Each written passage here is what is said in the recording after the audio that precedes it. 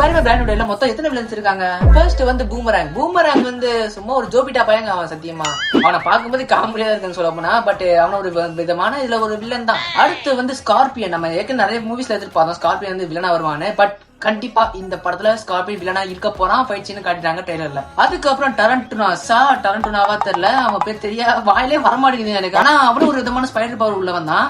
அதுக்கப்புறம் எனக்கு தெரிஞ்சு முக்கியம் கிங்பின் வருவான். கிங்பின் வந்து விஜிலாண்டி டாஸ்க் போர்ஸ் எல்லாம் வச்சு விஜிலாண்டி மொத்தம் போட்டு தரணும் பாக்குறான். சோ வர சான்ஸ் இருக்கு இல்ல அப்படின்னு நினைக்கிறேன். அதுக்கப்புறம் டூம்ஸ்டோன் வர சான்ஸ் இருக்கு. இவன் வந்து எப்படி சொல்றது, ஒரு விதமான லூசு பையங்க. எனக்கு பார்த்தாலே அப்படி இந்த மொட்டை மண்டையை பார்த்தா அச்சு மண்டையா வச்சுலாம் பார்த்தோம்னா அவ்வளவு வெறியாவும் எனக்கு பிடிக்கவே பட் இவனும் வந்தாலும் வர சான்ஸ் இருக்கு. அதுக்கப்புறம் நிஞ்சா குரூப் இவனுங்க வந்து எப்படி சொல்றது, ஒரு விதமான ஜோபிட்டாவா தான் எனக்கு தெரிஞ்சு இருப்பானுங்க. ஆனா இவங்க டேர்டெவிலோட வில்லன் நினைக்கிறாங்க இவனுங்க வந்து. அடுத்து நம்ம பார்க்க போறது யாருன்னா முக்கியமா ஹல்க். என்ன ப்ரோ ஹல்க் வில்லனா வருவான்னு கேட்டீங்கன்னா அவன் கண்டிப்பா வருவான்னு நினைக்கிறேன். ஏன்னா ஹல்க் வந்து இந்த ட்ரெய்லர்ல கையில ஒண்ணு மாட்டி வச்சிருக்காரு, ஏதோ ஒன்னு சம்திங் ஏதோ ஒண்ணு.